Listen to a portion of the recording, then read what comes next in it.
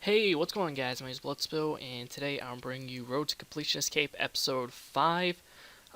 So I got a lot of things to talk about in this video, and also there's a lot of things going on in this video, but I'm gonna talk about what's actually going on in the video first.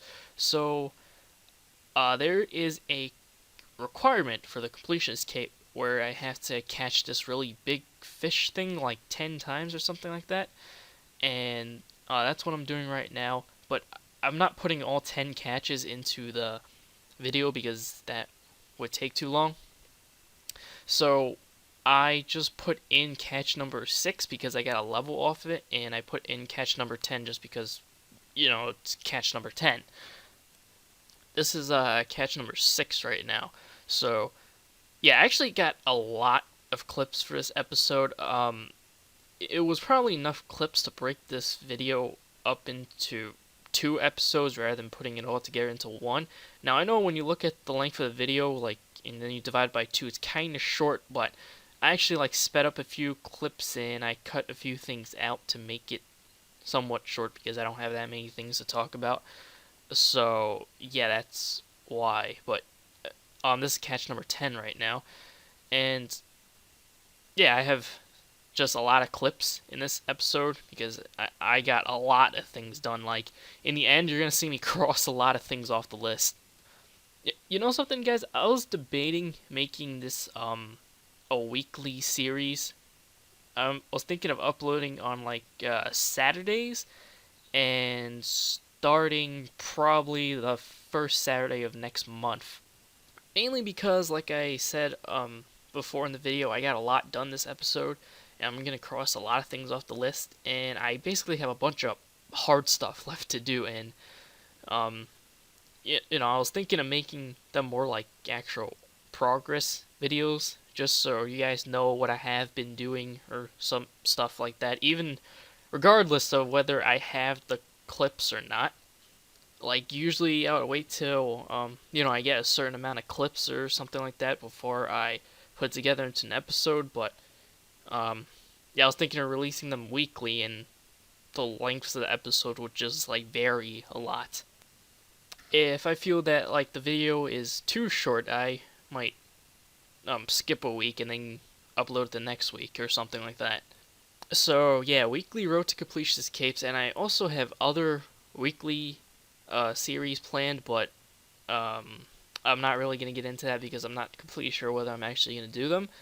But anyways, as for the clip that's going on right now, just another requirement where I have to claim a reward from this guy named Klaus the Chef, and claiming the reward from him requires me to kill these things right here.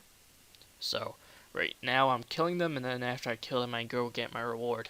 So there's the second thing being crossed off the list. Now you guys are probably wondering, Bloodspell, why are you doing these weekly series all of a sudden, and what happened to your quest guides? Because I think I haven't uploaded a quest guide in like 2.5 weeks. Well, that's because I'm pissed, and you guys might be pissed at me after I say this. Before I explain, let me establish one thing. I am not, I repeat, not quitting quest guide. Don't take that from what I'm about to say. But pretty much with Evolution of Combat coming out and everything like that, everything in RuneScape can be messed up. And for those of you who don't know, I actually have a quest cape, which is coming up in the next clip actually. But yeah, I have a quest cape, so that means obviously I have all the quests completed. Now, obviously, Evolution of Combat didn't come out yet, and since Evolution of Combat didn't come out yet, that obviously means all the recordings were from before Evolution of Combat.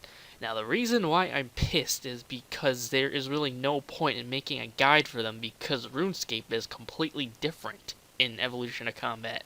So I'm pissed because my guides would be completely irrelevant if I make a guide after Evolution of Combat when the recording was from before.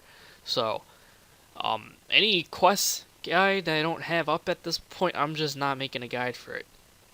And at this point, you're probably like, well, it sounds like you're quitting quest guides. Well, no, that's completely different. I am still gonna make quest guides. It's just gonna be on any quest that comes out from this point forward. I'm just not gonna make any that's not up at the moment.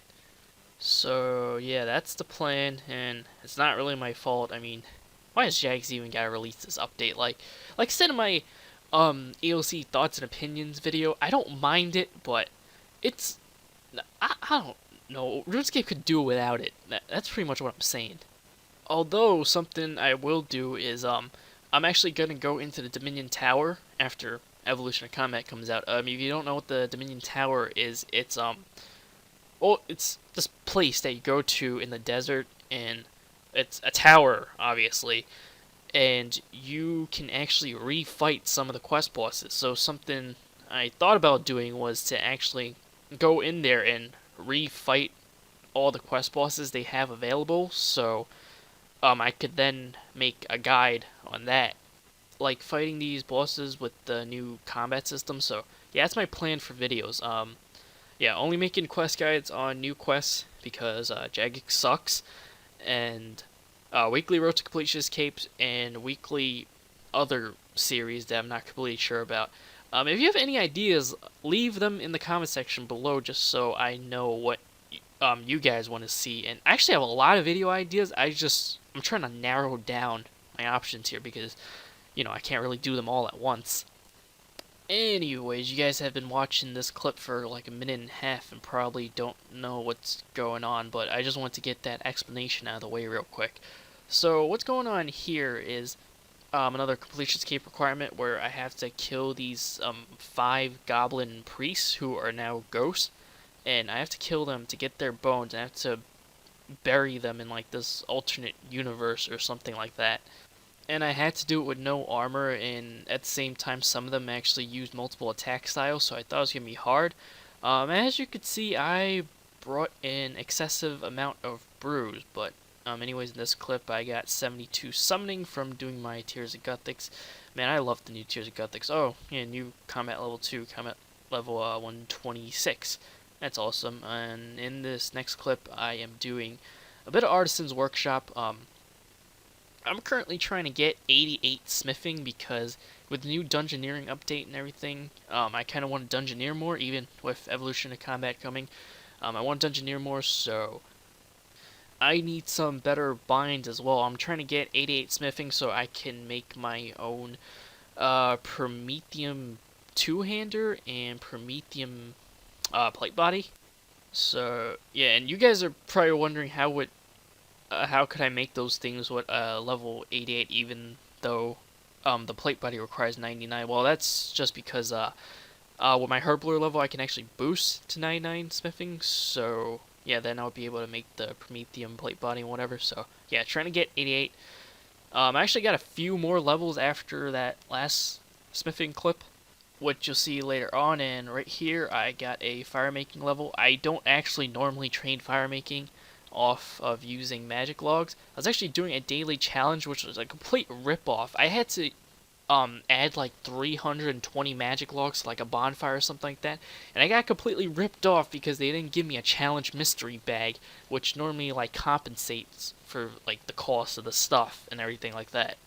Probably my fault for not reading it, but still, why don't they give you a challenge mystery bag for that? And right here I'm putting together the strange rock statue. I'm probably going to be doing this every week because it gives a lot of XP. And even though I got no levels, I'm going to be showing those clips for fun because it's fun to watch all that XP come up. So after that one fire making daily challenge, I actually got really close to the next level, and I also needed to hunt for more strange rocks, so I was doing more fire making right there, which I got another level off of. And this is 80 rune crafting off a rune span challenge I had, and that means I can finally wear the wicked robe top, which is actually very helpful. And right here I got a strength level off my Surtass of Dark Beast. Oh, and also, remember how I mentioned earlier that I got a few more smithing levels? I actually only got 2 smithing levels, but in this clip, I got 83 smithing. I actually ended up missing 82 because I was too busy playing Black Ops 2 at the same time. Yeah, I know, that's very noobish of me. And now the last thing I have for you guys is a screenshot. This is my final score at the end of the Big Chinchompa Distraction Diversion. it is actually a requirement to score at least 1,111 points in the Big Chinchompa D&D, and as you can see, I got 1145, just like 34 points over. So yeah, it's another thing I can check off. So yeah, I can check off a lot of things this episode, like I said, which you'll see at the end. So anyways, if you haven't seen a Road to Completionist Cape episode from me before, near the end of every episode I show my stats at the time the episode was made, so you guys can see my progress on the max cape. And on the side next to my stats, I put the ancient FGs I can open, so if you come across any of those FGs and you want someone to open for you, come into my friend's chat or whatever, and yeah, just ask me.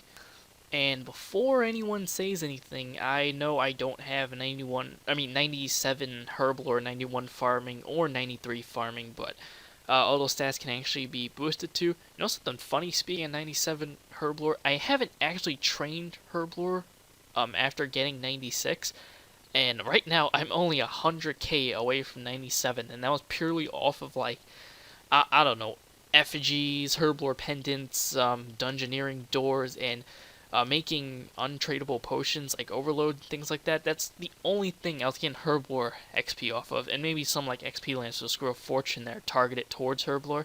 But yeah, those are the only things I'm getting XP from, and now I'm only 100k away, so that's pretty crazy. I could probably get that in a few weeks off like the strange rock statue actually.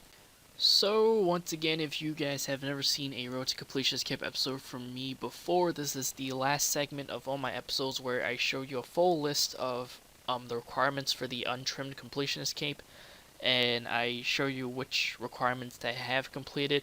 And I see 3 different colors on screen right now. The red text are the requirements that I did not complete yet. The green ones were the ones that I completed before this episode, and the blue ones were the ones that I completed within this episode.